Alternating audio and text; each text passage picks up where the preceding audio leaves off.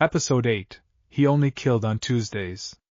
At first, no one noticed the pattern. The deaths were spread across months. Different neighborhoods. Different ages. Different lives. Police treated each case separately. Separate files. Separate teams. Separate assumptions. It was only later that someone asked a simple question. What day was it?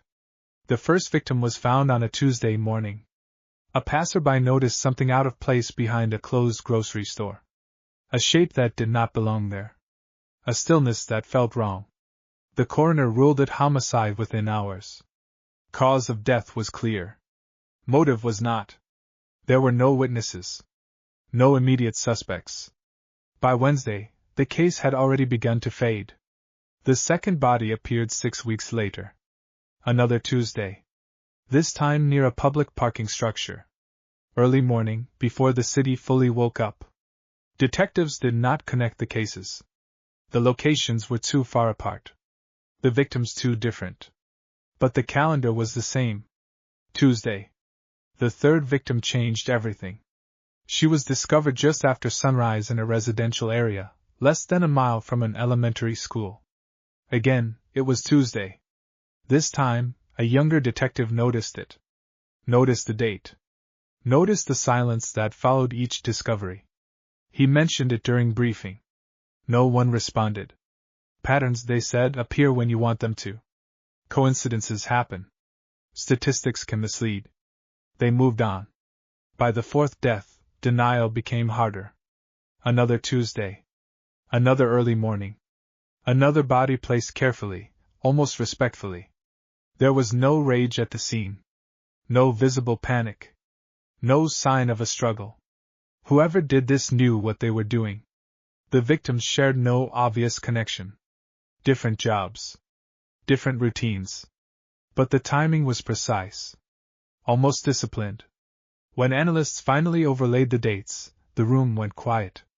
Every confirmed homicide fell on the same day. Tuesday. Not late Monday night. Not early Wednesday morning. Tuesday.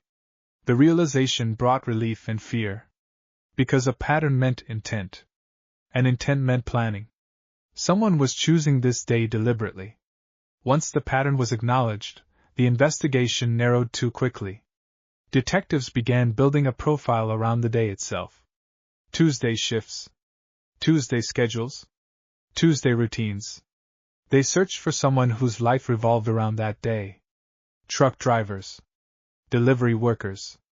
Maintenance crews. People who moved freely on Tuesdays without raising suspicion. The theory felt solid.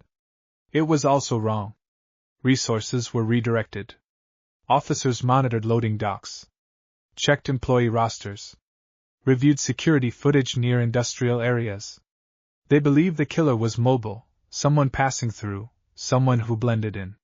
What they missed was simpler. The killer didn't move on Tuesdays. Everyone else did. While police chased the wrong profile, another woman disappeared. She left work at 4:18 p.m., texted her sister at 4:31. Was never seen again. Her body was found the next morning. Tuesday.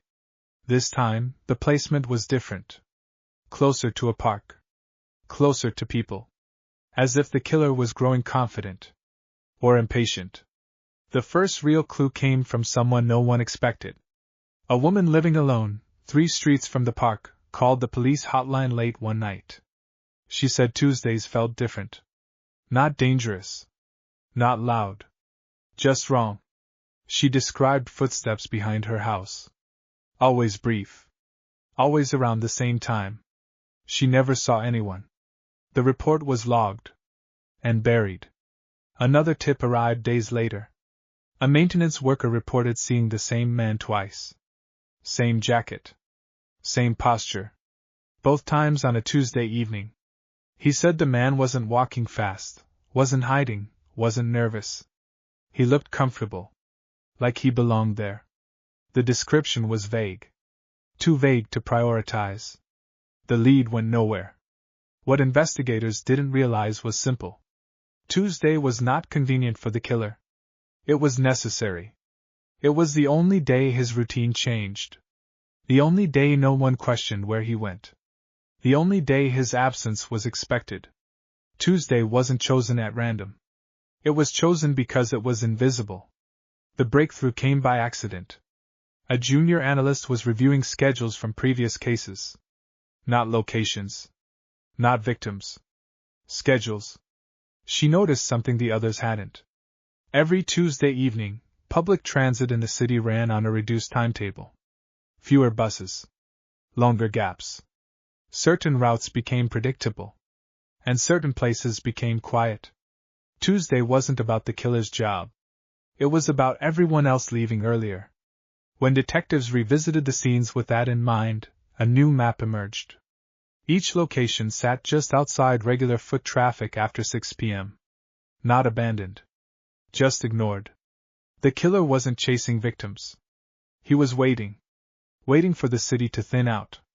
Waiting for routines to repeat. Waiting for no one to notice one missing person among many.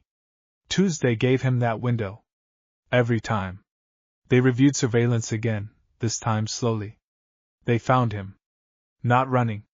Not hiding. Standing near stops. Watching people check their phones.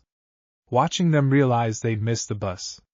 His face appeared on camera in 4 different districts. Same calm expression. Same night. Same day. Tuesday. The man was identified within 48 hours. His name was Evan Miller. 39 years old. City maintenance contractor assigned to inspect transit lighting systems. Every Tuesday. His schedule placed him near every location. Not once. Not twice. Every time. When police arrived at his apartment, he was eating dinner. Television on. Plates clean. He did not resist. He asked one question. "Did you figure out the day?" During questioning, Evans spoke calmly. He said Tuesdays were quiet. Predictable. Easy. He said people were impatient on Tuesdays. Tired. Distracted. They stood alone longer. He never referred to the victims by name.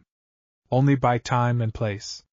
When shown the evidence, he nodded, as if confirmation was expected, as if discovery was inevitable. In court, the dates were read aloud, one by one.